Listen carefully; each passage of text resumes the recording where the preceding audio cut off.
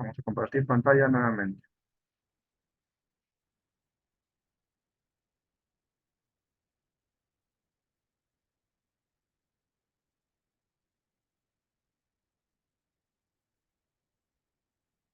Ya, muy bien. A ver, entonces nos habíamos quedado en que en la Edad Media, pues el enfoque, la perspectiva era toda perspectiva acerca del quehacer político estaba enfocado o direccionado hacia las monarquías, ¿no? Y esto era por el pensamiento, esto era por la legitimación de la iglesia, ¿no? La iglesia, desde su fundación, ha apoyado a los diferentes gobiernos. Entonces, la iglesia católica.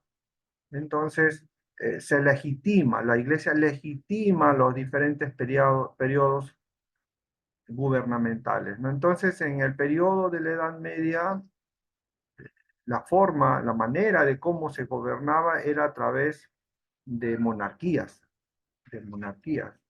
Entonces, por eso todo el trabajo que se va a presentar, el trabajo, el pensamiento, tenía que ver con la monarquía. Entonces, esto vamos a notarlo ya, pues, muy tempranamente.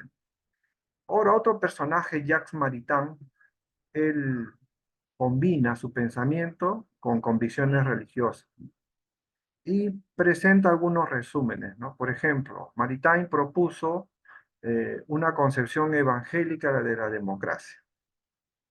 A diferencia de otros enfoques, ¿no? Eh, Él no veía lo temporal como protector de lo espiritual, sino al contrario, ¿no? Lo espiritual protege lo temporal, ¿no? Para él la democracia es fruto del evangelio, ¿no? Es un fruto temporal del evangelio. Maritain es un teólogo, ¿no? De corte evangélico, ¿no?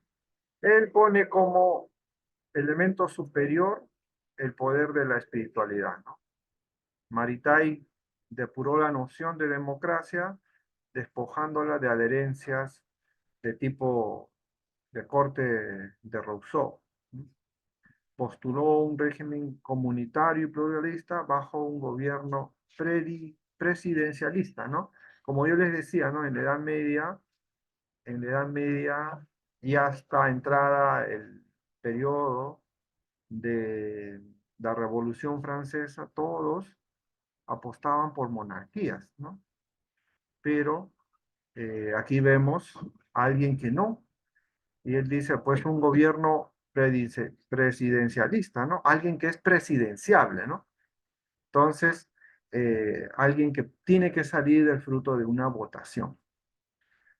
Entonces, pero esto no está vinculado a la votación de las masas, sino sobre todo al perfil de un líder espiritual. Entonces, Maritain abogaba por una democracia fundamentada en los valores religiosos y humanos, ¿no? Trataba de buscar un equilibrio entre lo temporal y lo espiritual. Entonces, aquí tenemos otro personaje, ¿no? Y Moltmann, ¿no? Moltmann, el que hemos trabajado ya en la teología de la esperanza, él también trabaja la teología política de manera muy, muy interesante, ¿no? Él lo hace en un sentido crítico y él lleva a pensar de que la teología política debe de ser un cambio radical de la sociedad. O sea, el enfoque de su teología política es cambiar totalmente la sociedad. Después de su teología de la esperanza, él desarrolla un pensamiento que de alguna manera lo enlaza con su pensamiento escatológico y su teología de la cruz. Entonces, él dice que la praxis política de ejercicio de la solidaridad debe de ser con las víctimas de la historia, ¿no? Entonces, él señala que él señala que Dios Dios está en favor de las personas que han sufrido o que están sufriendo. Entonces, la iglesia o todo cristiano tiene que buscar ayudar a proteger a estas personas. Entonces, el pensamiento de Moltmann es profundo, el pensamiento de Moltmann, ¿no? Ha desarrollado estas teologías, pero en el fondo lo que él busca es una teología radical de cambio, ¿no? Entonces, especialmente en defensa de los derechos humanos. Por eso es que se le vincula bastante a Moltmann con la teología de la liberación, ¿no? Entonces, él critica los otros quehaceres de teología, ¿no? E incluso la teología de la esperanza, que se quede solamente en esperanza, él la critica, ¿no? Él tiene, y dice, ¿no? La teología tiene que cambiar la situación de la humanidad, tiene que cambiar la situación y el pensamiento del hombre. ¿Sí?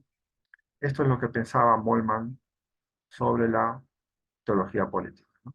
Y Johann Baptist Metz, que es un filósofo y teólogo alemán, conocido por su relevante contribución a la teología política, eh, plantea lo siguiente, ¿no?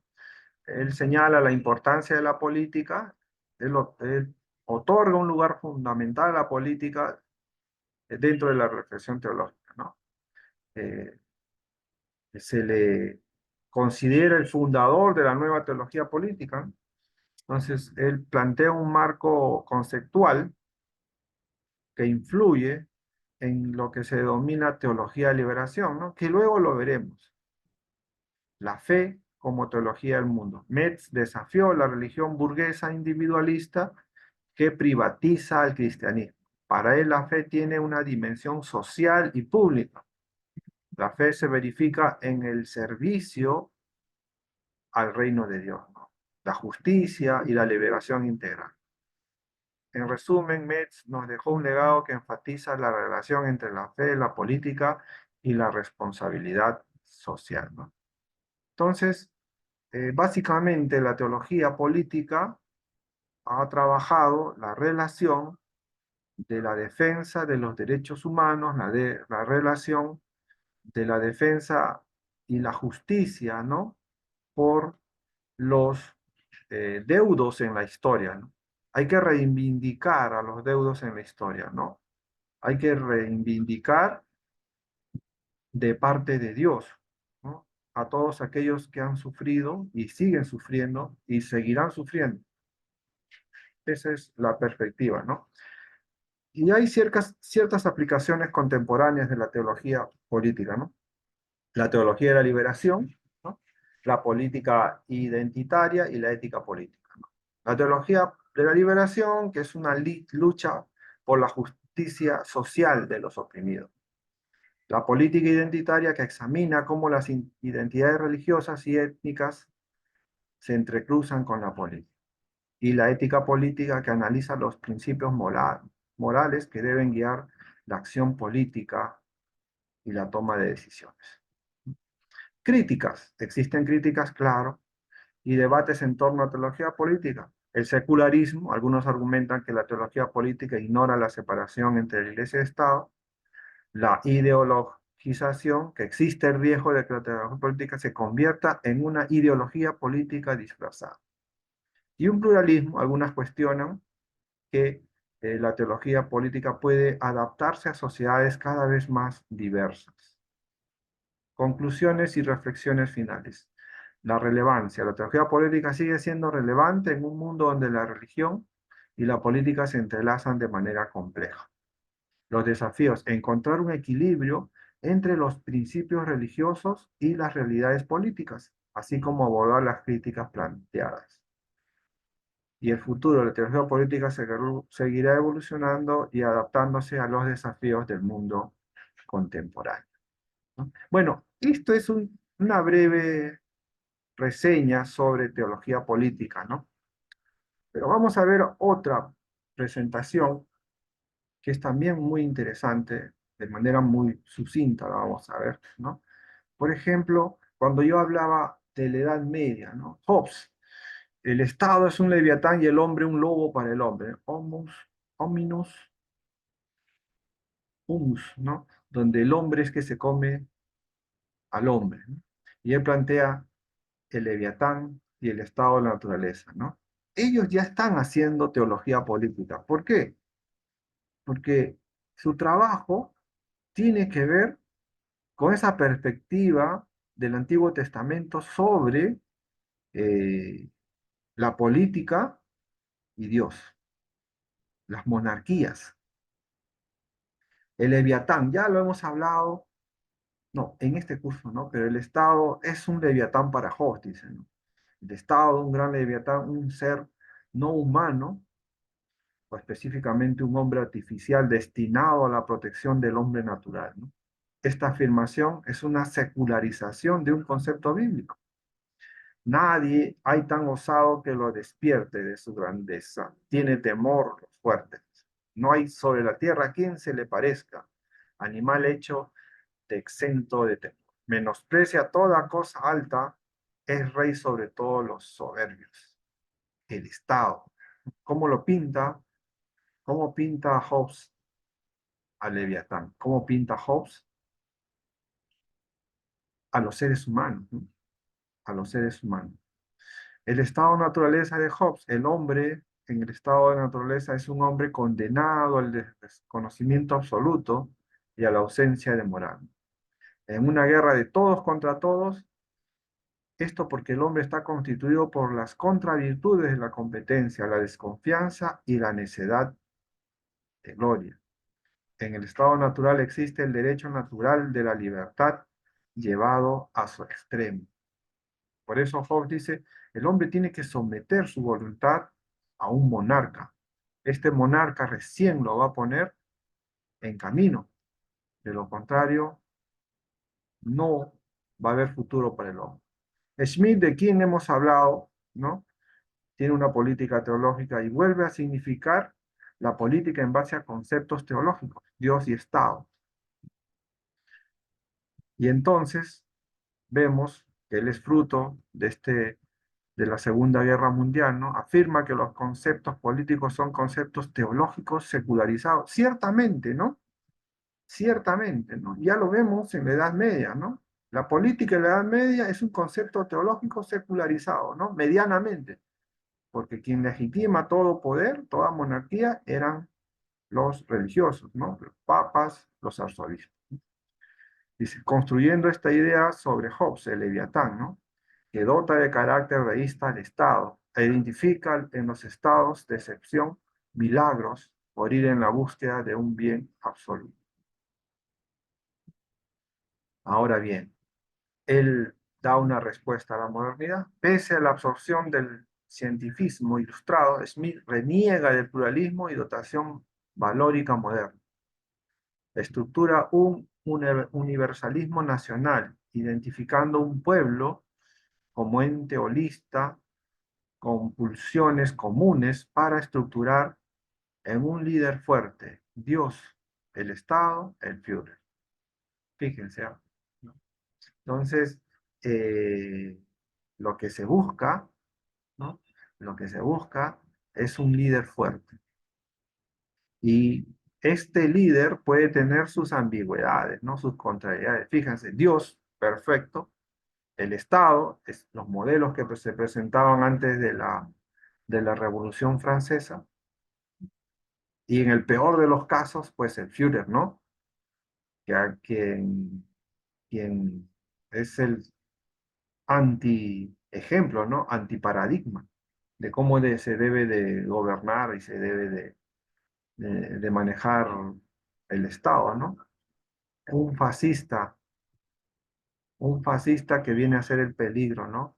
Pero que también, pero que también ha sido legitimado por la Iglesia. Y ahí viene el ataque y la reserva moral de Bonhoeffer, ¿no? ¿Cómo la Iglesia puede legitimar a este tipo de gobiernos, ¿no? Gobiernos demoníacos, ¿no? Demoníacos. Ahora, Emil Durkheim, un sociólogo, dice, ¿no? Esta cosa la concebimos de diferentes maneras, según los tiempos y medios. A veces es una simple idea, como lo moral, el deber, con frecuencia nos la representamos bajo la norma de uno o varios seres concretos, los antepasados, la divinidad. He aquí por qué el derecho penal no solo es esencialmente religioso en su origen, sino que siempre guarda una cierta señal todavía de religiosidad. Es que los actos que castiga parece como si fueran atentados contra alguna cosa trascendental, ser o concepto, ¿no? Schmidt extiende el derecho penal a toda interacción social, toda posición al Estado, toda oposición al Estado termina siendo un crimen, es decir, un ataque directo a la mente común o a Dios. Esto es, en el fondo, lo que se desarrolla en la Edad Media y es lo que todavía se mantiene en nuestros días, ¿no? El Estado, el absoluto, puede ser el absoluto, pero también puede ser el leviatán. Un Estado que es manejado de buena manera, pues evidentemente es un Estado que tiene principios, ¿no? Pero un Estado de facto, pues es el leviatán, es el monstruo. Ahora bien, estos conceptos manejados, pues vinculados con la modernidad, llegan a tener también sus razonamientos, sus pros y sus contras, ¿no? Kant, el idealista trascendental, nos va a decir, la ilustración significa el abandono del hombre de una infancia mental de la que él mismo es culpable. Infancia es la incapacidad de usar la propia razón sin la guía de otra persona. Esta puericia es culpable cuando su causa no es la falta de inteligencia, sino la falta de decisión o de valor para pensar sin ayuda ajena. Sapere autis, atrévete a saber. He aquí la divisa de la ilustración. Emmanuel Kant. Interesante, ¿no? La crítica es que, la crítica es que todo se ha construido en base a la religión, ¿no? Y las ideas de derecho que hoy tenemos, ¿no? Derecho penal, especialmente, están construidos en base a la religión. La religión, hablando en términos del catolicismo, manejando y manipulando y legitimando los estados, ¿no? En la Edad Media.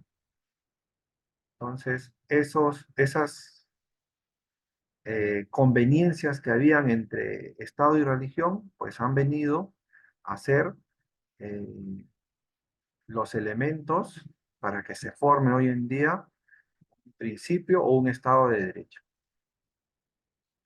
Ahora, númeno y fenómeno, dice, basándose en su división del sentimiento y entendimiento y concibiendo la existencia de elementos de entendimiento puro, Kant idea una división entre lo noumínico y lo fenomenológico, siendo este último una emanación parcial de un absoluto noumen. Posteriormente, la teología se centraría en la intuición de este último. Acá está hablando del nous, ¿no? Del pensamiento, solo que en términos filosóficos. Entonces, eh, Kant, idealista por naturaleza, pues hace su observación, ¿no? Hace su observación. Ahora bien, vamos de Kant a Ranner, ¿no? Pluralismo, hecho religión, una teología trascendental. El pluralismo como fragmentación de la verdad. La teología trascendental de Karl Rahner implica experiencias trascendentales, personales y únicas, que no admiten coordinación y por ende ha de ser política. Qué interesante, ¿no? No admiten coordinación, dice. Experiencias trascendentales personales. No existe más que lo plural, lo mutable o lo variable. No se admite la relación con una unidad superior que englobe o coordine lo plural. Y porque no se admite ninguna forma de unidad, por eso tampoco hay que buscarla, quererla o realizarla. Fíjate, hasta cierto punto tiene razón, ¿no? Aquí solo existe lo plural, lo múltiple y lo variable, ¿no? Porque no se cuando en política se habla, la voluntad de las mayorías, así sean erradas, son las que finalmente duran, las que finalmente se mantienen. La voluntad de las mayorías en política, ¿no? Pero esas mayorías no necesariamente expresan una voluntad legítima. Visto está de que muchas veces sus voluntades son manipulables. Eso de que la voz del pueblo es la voz de Dios es bien claro, pero no es la voz de Dios. Nunca lo va a ser, porque el pueblo es manipulable. El pueblo es la masa, es la masa, ¿no? Como decían los romanos, ¿no? Los emperadores, dale pan y vino. Pan, vino y juegos al pueblo. Con eso los mantienes contentos. Con eso los mantienes contentos. Y Mussolini decía, ¿no? Que al pueblo tú tienes que orientarlo, guiarlo, pero jamás darle el poder. Jamás darle el poder. Tú tienes que prometerle cosas, ¿no? El pueblo es como una oveja, como un grupo de ovejas, así decía Mussolini, ¿no? Y Hitler lo mismo, ¿no? Hitler lo mismo, el Führer. Entonces, esa es la teología trascendente de Rahner, ¿no? La teología trascendental, ¿no? Existiendo lo trascendental, a los hombres se nos ha donado saberes y experiencias trascendentales que podemos estudiar a través de la Biblia. Teología esencialmente como estudio de la trascendencia, intuición del número. Teología trascendental apunta a inferir la existencia de un ser supremo a partir de una experiencia general, o se esfuerza por conocer la existencia de tal ser a través de las concepciones. Y aquí la imagen de Dios tan cerca al hombre, solamente a un punto. Una antropología trascendental. La Iglesia brinda apoyo como religación, esencialmente individual, una decisión responsable en un mundo de libertad. Dios ligado al humano y humanos ligados a Dios.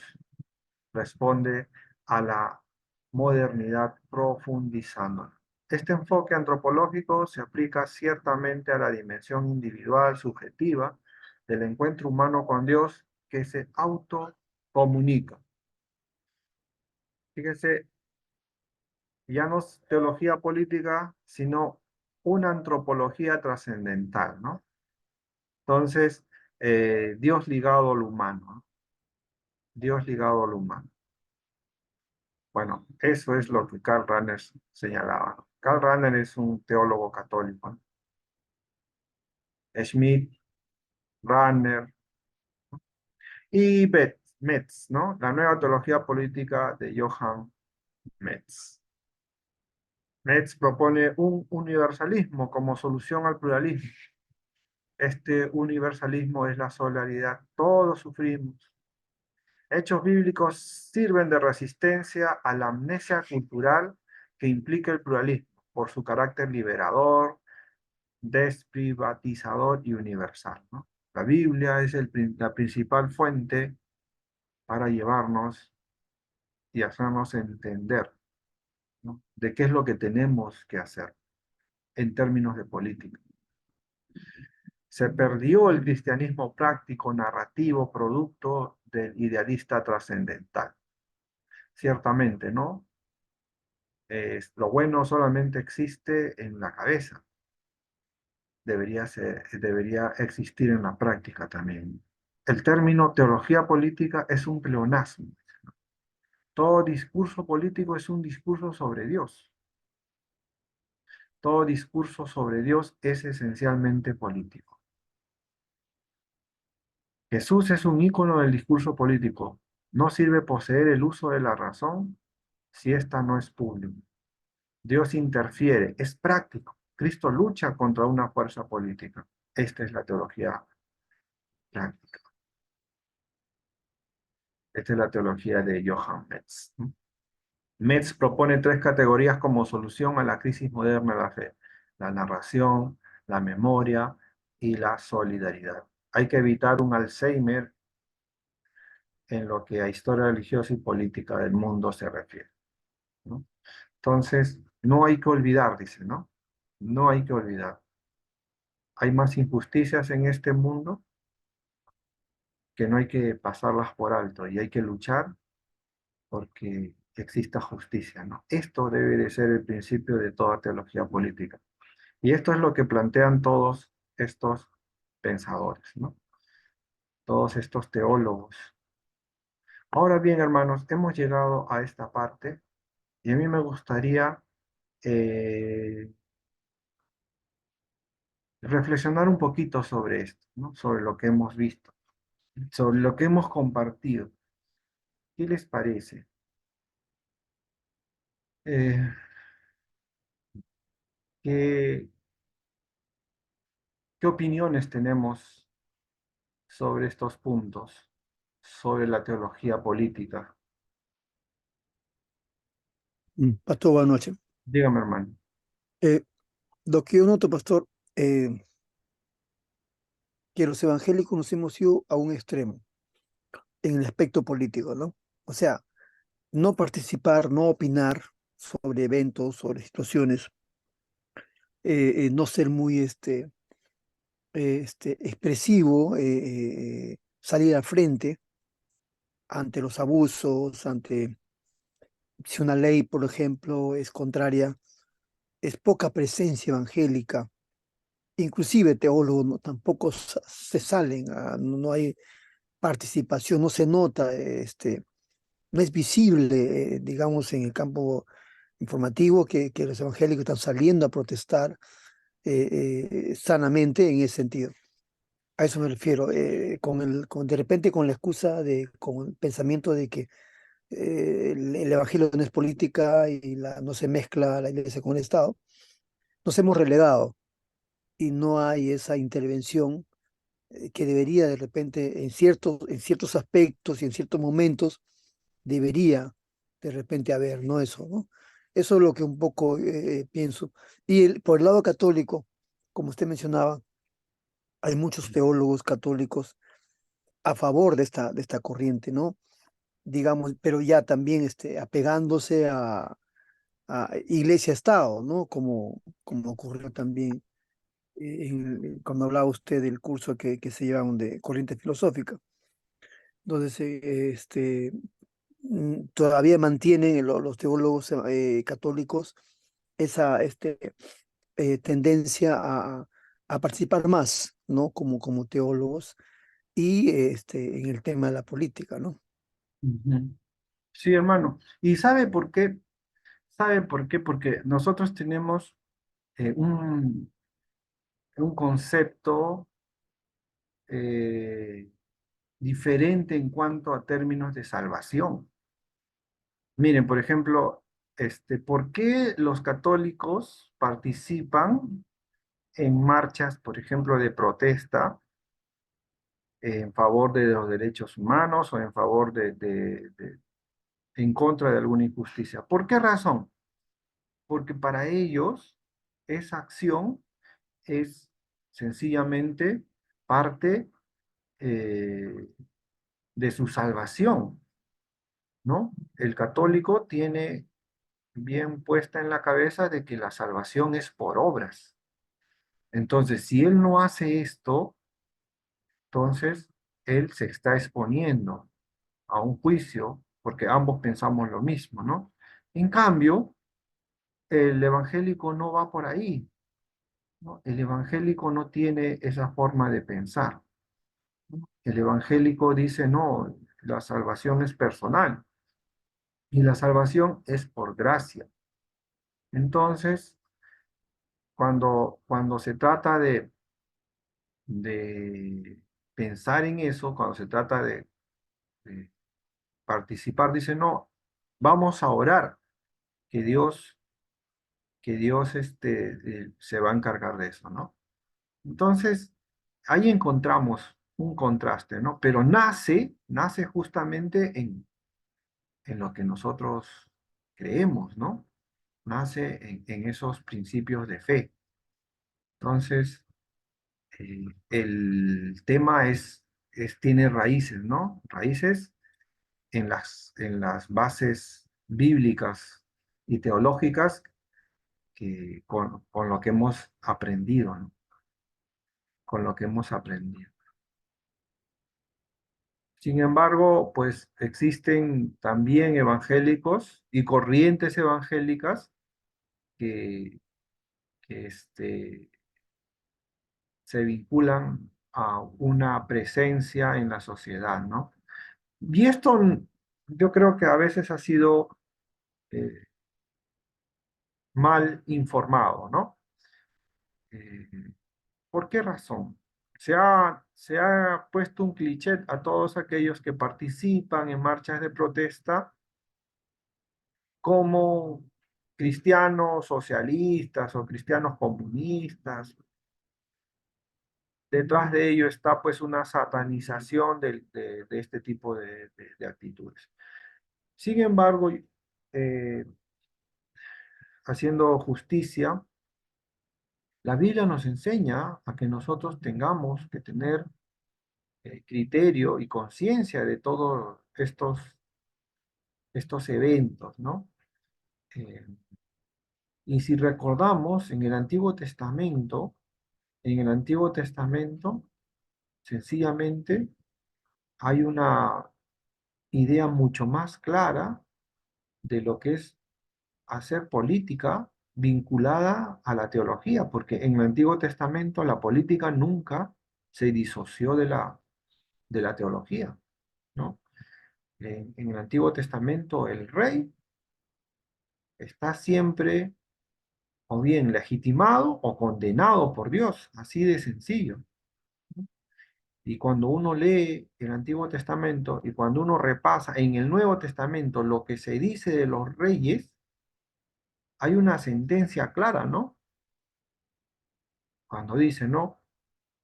Y David, ¿no? Y David, ¿no? Pese a todo lo que hizo, obedeció, ¿no? A Dios, ¿no? Y se le compara a todos los reyes, se le compara a todos los reyes al nivel de David, al nivel de David.